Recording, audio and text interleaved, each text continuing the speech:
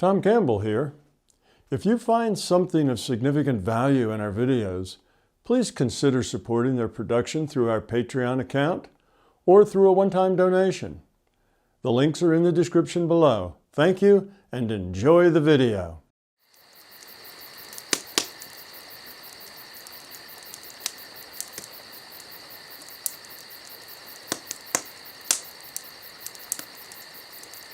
The next question is from Artur in Brazil, and he is asking about the MBT opinion about capitalism. Should we abandon capitalism at all and move towards a different model? I understand that when all avatars, free will awareness units, are highly evolved, the discussion towards an economic model will be irrelevant since material things are only necessary until a certain point. What are your thoughts on that? Okay, well, he almost answered his question there at the end. The system, whether you have capitalism, communism, socialism, or some other sort of ism, isn't that important, okay, in the long run. Now, it may be important in the short run, but in the long run, as we evolve, as we grow up, as human beings, become more caring and more compassionate and have bigger pictures, then whatever economic system you have will morph to be something kinder and gentler and something that's efficient and works well. So it doesn't matter really where you start. You can be any of those isms, and if the people that populate those political entities, that populate that economy or that political area that's covered by that ism, if those people are grown up, if they evolve and they have high quality of consciousness, whatever their system is, whatever their ism is, it will start to morph. It will start to change itself into something that serves the people, because that's what low entropy does. That's what high quality of consciousness does. It cares about others, you see. So wherever you start isn't all that important. The problem we have is not the system we use to both, our political systems and our economic systems. They're not really the problem. The problem is the quality of consciousness. The systems that we have are symptoms of that low quality of consciousness. So, we have a system, capitalism or socialism. Those are the two big ones now. In some places there's Marxism and communism, and I'm sure there's other isms that are around that I'm leaving out of this list of what both political and economic structuring of people. But all of them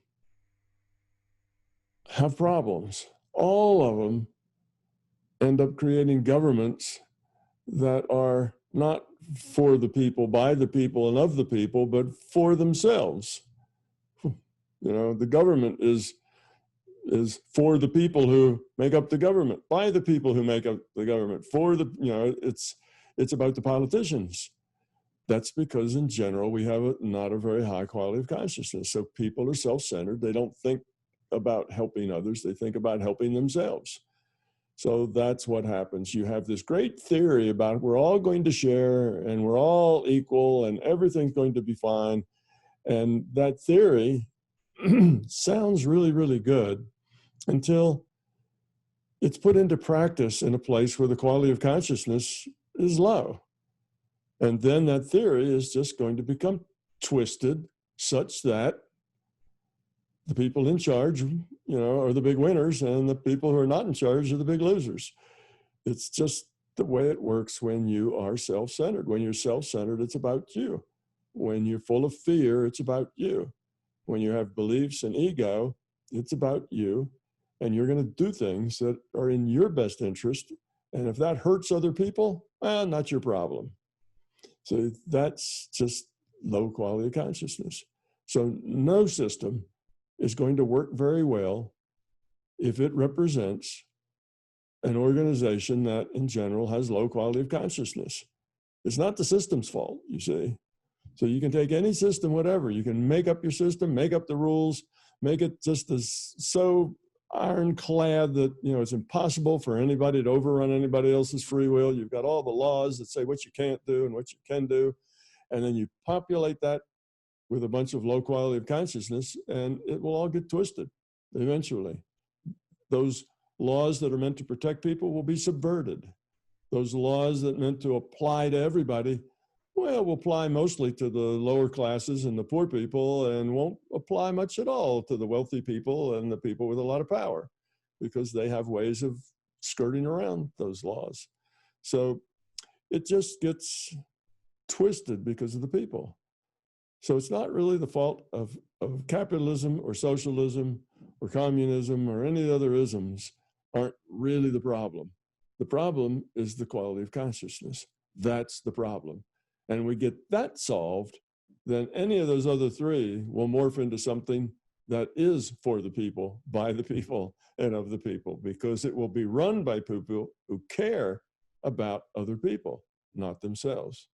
That's what love means. It's about other. Fear is about self.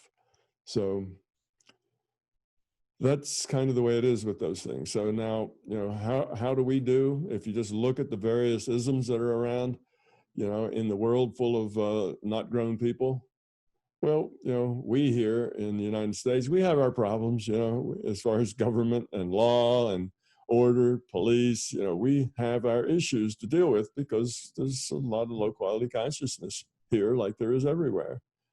On the other hand, we have some advantages that gives us opportunities here. So it's a mixed bag.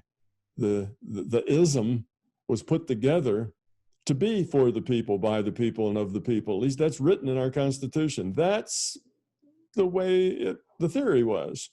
Of course, like I say, that theory gets twisted and played with and contaminated with low quality of consciousness. So you end up in the real world with politics that's basically supports the power system that generates it. Control, power, force. Those are the things that make, you know, those are the things that hold sway in a population that has a low quality of consciousness. Control, power, and force are the things that get things done and decides, you know, who wins and who loses. That's very unfortunate. That's a terrible way to decide those things, but that's just the way it is.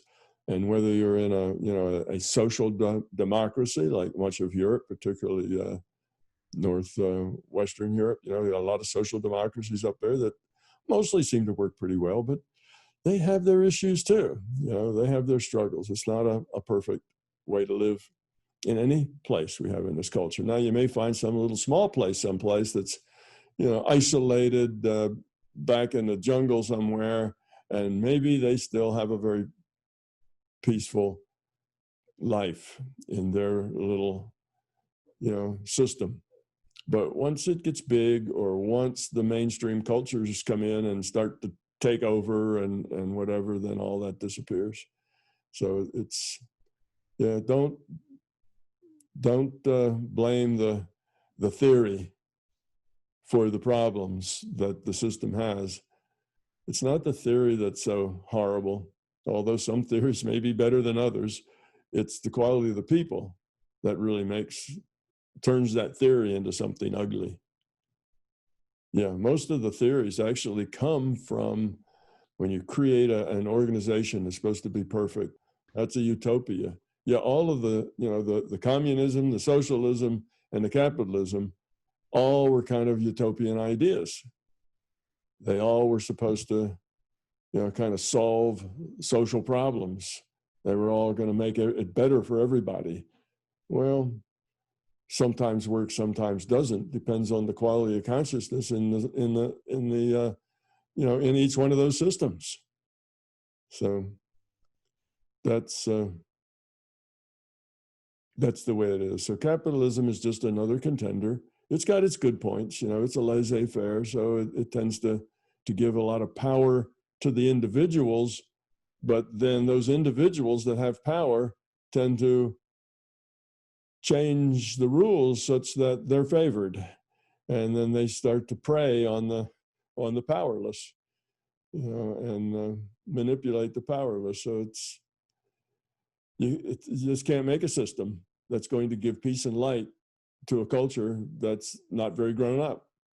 It just can't exist. First, you have to have a grown-up culture, and then you'll produce systems that give everybody optimum opportunity to be as much as they can be, to give them as much free will choices and as much choices in what they do with their life and how they do it as possible. That will be the result of a government and an economic system based on caring about others. Thank you, Tom. That would be nice. The next question comes from George T. Does the LCS, that is your term, larger consciousness system, support a kind choice that raises the overall entropy of the system in the short run, but the intent behind it is actually aimed at decreasing entropy in the long run? In other words, is long-term entropy reduction so valuable to the LCS that it will support choice that increases entropy for some time, but is really intended for the opposite results? Yes, the system prefers the long view. The system is not into the short-term view. The system is into the long-term view. Evolution is about the long-term view. You know, it just keeps evolving until it gets better and better, more and more survivable. So, if you do something that creates dysfunction in the short term, but creates more function in the long term, then yes, the system would probably be in favor of that. But now you have to be careful, because the long term hasn't happened yet. That's future, and all kinds of other things can happen. There's always unintended consequences. So when we look at the long term, and we put our little minds to it that aren't all that capable of deciding what the long term is going to be, then we have to be careful, because we can do things that don't have good long term. We think they're going to be good long term from our small viewpoint, but they're not really good long term because our perspective isn't big enough to see all the unintended consequences. So that's a thing that you have to be very careful at when you think you're going to raise entropy initially, but in the long term, lower it.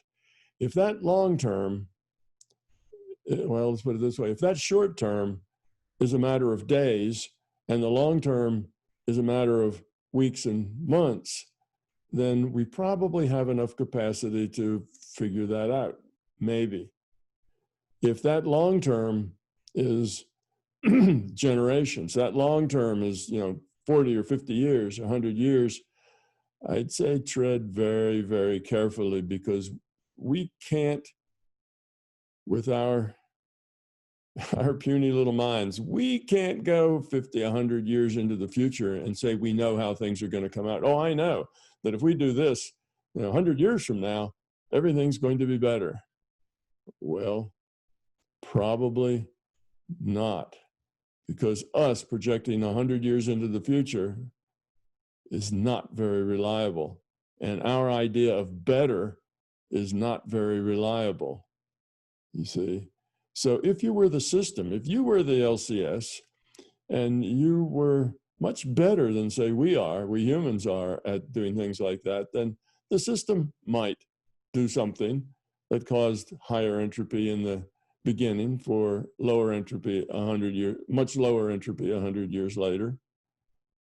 But then the system has that bigger view and has all the data to help it predict things that will happen. And it has all that experience, but we don't. So if we do that and think too far out, I'd say don't. It's more likely to go wrong. We are not as smart as we think we are. So that's the problem with it'll get better. Trust me. Well, maybe. What's your idea of better? And how long does that take? Better for who? Sometimes that better is not better for everybody. Sometimes there's some people who get really hurt to the point of it's never going to be better for them. Better for the human race? Maybe, but probably not. And the reason I give that caution is there's been all kinds of people who thought they were going to do things that would be better for the human race that, of course, were not better at all. That was just an excuse, and in the short term. Like genocide. Most of the people that have been, in favor of genocide, they use this, well, in the long term, that's going to be better. We're going to get rid of all this rabble, and in the long term, that's going to be better for everybody. Well, no, they don't mean everybody. It means it's going to be better for them, not everybody. And the idea that is a good thing because in the long term, like we're only going to have blonde-haired, blue-eyed people in the long term. Well, that's not good because diversity is wonderful. We all evolve much more effectively in a very diverse world where there's very diverse choices for us to make. So we have to be careful about those kinds of attitudes. Now, that long term isn't going to make things better. It's going to make things worse. And no, it's not. It's going to be particularly worse for the people that you're going to get rid of. It's going to be much worse for them. And of all the talent and all the potential and all that that gets lost when you get rid of people you don't like. So be careful about that thinking. So generally, that's the way the system works. Long term, it's in the game for the long term. But anything that you do should be positive very quickly, should be lower entropy relatively soon, and for most everybody involved. I can think of now some logical things, some ethical, when you take ethics, they have these little ethical situations that they give their class to go debate. Well, there's a runaway train, and you see that if you run up and switch it, it would go from the track it's on to another track. And if it stays on the track it's on, it's going to kill 100 people because there's a big mob of people on the track. And if you switch it to the other one, it's going to kill only 20 people. There's 20 families over there with husbands and wives and bunches of children, but there's 100 people standing in the other. What are you going to do? You're going to make that choice that the train kills the 20 instead of the 100, or you're going to fly into the 100 and not mess with it? And so they have these little things in ethical classes that then people discuss of if you have choices that don't have any good options, they only have bad options and worse options. And what do you do? What's the ethical thing to do? To just let it play out how it does and say that's just reality and how it played out? Or if you're in a position to change it, how do you change it? How do you know? How do you add up the decrement, to the culture? How do you add up the entropy produced for those 20 people versus maybe in that crowd, everybody wouldn't necessarily be killed, but let's say 60 or 70 would. Well, how do you add that up? You can say, well, the one had young children and they have more potential, so you should give them some extra points when you're summing up the potential. And the other one maybe had a bunch of much older people in it. Then how do you come up with the equation that sorts and weights to decide what human potential is worth? You see, it's hard to do, difficult to do.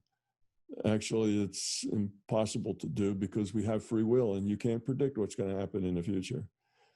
So tread carefully there when you're thinking of doing something that hurts people now and will help people later.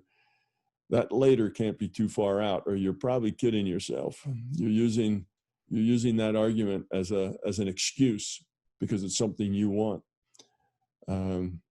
But if you have a choice between bad and worse, in general, it's better to choose bad than worse. It's just very difficult sometimes to know which one's bad and which one's worse. Sometimes that's easy. So it just depends on the situation about how you make those kinds of choices. But long term is good, but it can be abused. Yeah. Thank you, Tom. The next question comes from Satori5 on experiencing true reality and influences on reality perception. Through either a deep state of meditation or through use of psychedelics, there sometimes comes a profound sense of reality, oftentimes referred to as absolute or true reality. This perceiving of true reality also seems to be more fundamental than any one reality frame. May this be the direct apprehension of the LCS at our being level? First part of the question. Mm-hmm. So that's the first part. That's the first part. Okay, well then let's pause there. It could be. People who have that experience often find it a life-changing experience. They basically see the world as the larger conscious system sees the world. They become without ego, without fear. They experience love and caring. They experience oneness with everything. And that experience happens to, 20, 30% of the people have NDEs, near-death experiences. Some of those have that. Not all, of course. And it's an experience you can have once you learn to meditate and grow up to the point that you can connect with the larger consciousness system and kind of feel what it feels, sees what it sees, become a part of that, lose yourself in it. Some people say meld with it, become it. Then you can have that experience. It's a very profound, life-changing experience for a lot of people. Now, having an experience doesn't really help you grow up. That's important. Some people work toward having that particular experience. Some sects of even a meditation. That's their point, is to get to that experience. That's like the end goal. Well, an experience doesn't make you grow up. An experience could help you grow up, but it won't necessarily help you grow up. Growing up is a change you have to make from the inside. And many of the people who have these big experiences, they feel changed for a while, but a month or two goes by and they're pretty much right back where they were. They're not any kinder, they're not any gentler, they don't have any less fear, they're just the same person. It tends to wear off because it was just an experience. It was in their, they felt it. It's in their intellect, but it was in their being. It was a profound experience, but it didn't change anything.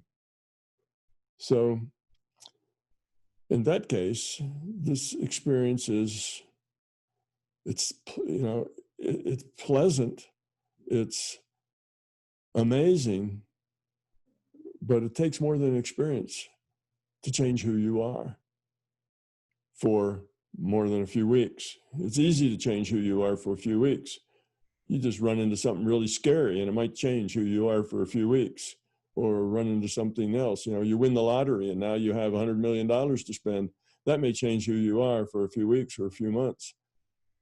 But eventually you'll be just the same person again, just in different circumstances. those big things that happen to you don't get rid of your fear. They just maybe give you a bigger picture, but if they don't get rid of your fear, you're not growing up any. So they're not all that helpful. So it's not that there is this, well, there is a fundamental reality, and that is consciousness. That's the fundamental reality. Everything else is a virtual reality. All other experiences are just experiences of information. So there is the fact that reality is fundamental. And that's the only thing. So yes, when you get this deeper reality or whatever that people bump up against sometimes, yes, that is an awareness, an experience of that reality. But it's nothing you can put in the bank. It's nothing that you can change your life with. And you have to change. I mean, it won't change your life by itself. You still have to grow up and make better choices. So I don't know whether that answers his question or not, but let's go on to the other parts. All right, there's another part to the question. A similar question.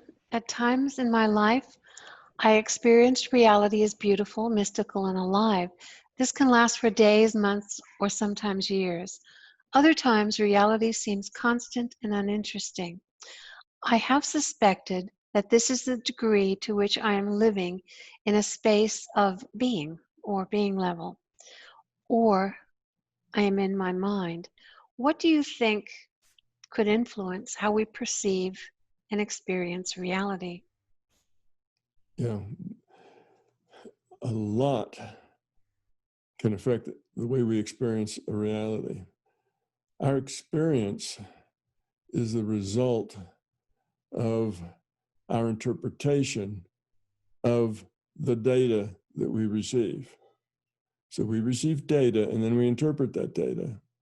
And how we interpret the data is dependent on us. What we bring to the table depends on our fear, depends on our ego, our beliefs, our love, our caring, how big our picture is, whether a tiny little picture or a very big picture, depends on all those things. So yes, if you live at the being level, if you are authentic, and if you are low entropy or high quality, then you have not so much fear, not so much ego, and not so much beliefs, and you will interpret things entirely differently.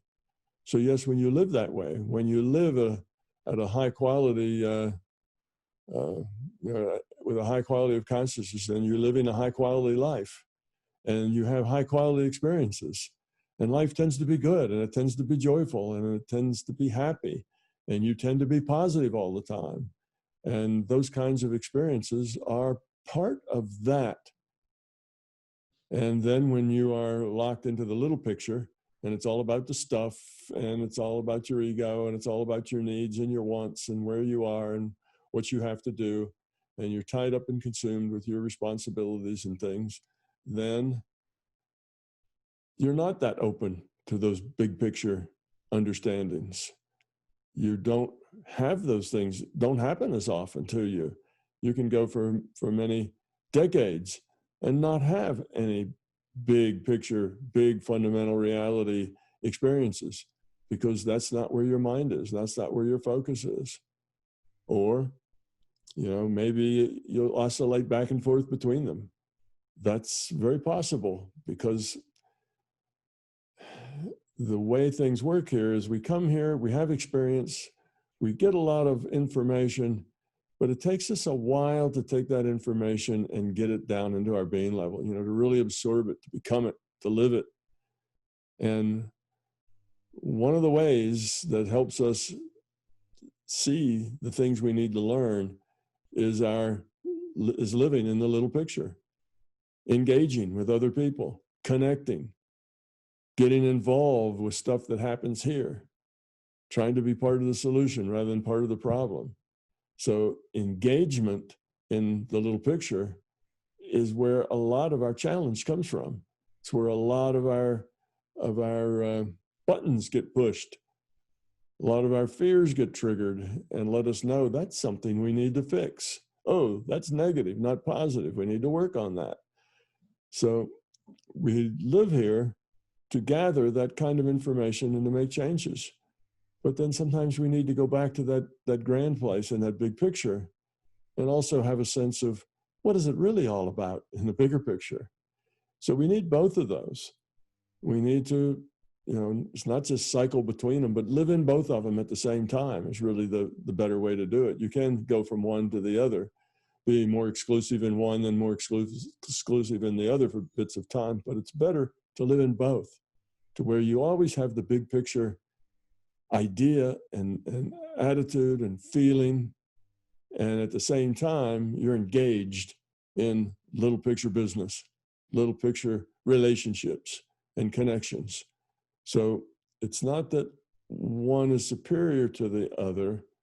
Both are necessary to your growing up. They're both important. So you need to develop both. Be successful in the little picture. And by successful, I don't mean make money. Be successful in the little picture in that you learn from it. You grow from those things, from the experiences you have with other people. And be successful in the big picture, where your understanding can kind of help you float above all the negativity that you find in the little picture. Not that you ignore it and become insensitive to it, but that you understand that it just is the way it is. Therefore, you can let it be and live with it and not be dragged down by it. So you really need both, that big picture and that little picture. And yes, they are connected to your perception. And your perception depends on where your focus is. And if your focus is focused on little picture things you have to pay attention to, then there's learning in that. And if your focus is on the big picture, well, there's learning in that too. That helps you collect all of that little bits of learning and kind of pull them together in a bigger understanding. So both of those are useful. So keep them both around. Live with one foot in both worlds and combine them. And I think that's probably optimal. Thank you, Tom. That did answer his little follow-up question was, how can we live an active life as contemplatives? Is the discipline of it in living as being, in the being level, while applying our mind productively on an as need basis. And yes. I think you did just say that. Yes, that. The only thing I say be careful of is that when you lead the contemplative life, that shouldn't mean dropping out of the everyday, little picture busy life. You need to balance those two. Because if the way you live your contemplative life is to go become a hermit, live in a little cabin out in the woods, or go into a cave, I guess that's more Eastern, right? The Swami goes off and becomes a hermit in a cave someplace. But to do that is really withdrawing from the source that helps you grow up. It's the experiences in the little picture.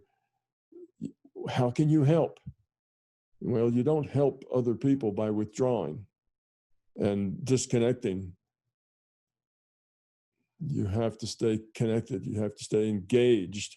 And that way, you pull a lot of people up with you. You're part of the solution, not just your own solution. It's not just about you, but you're part of a lot of people's solution. Your example helps pull people up.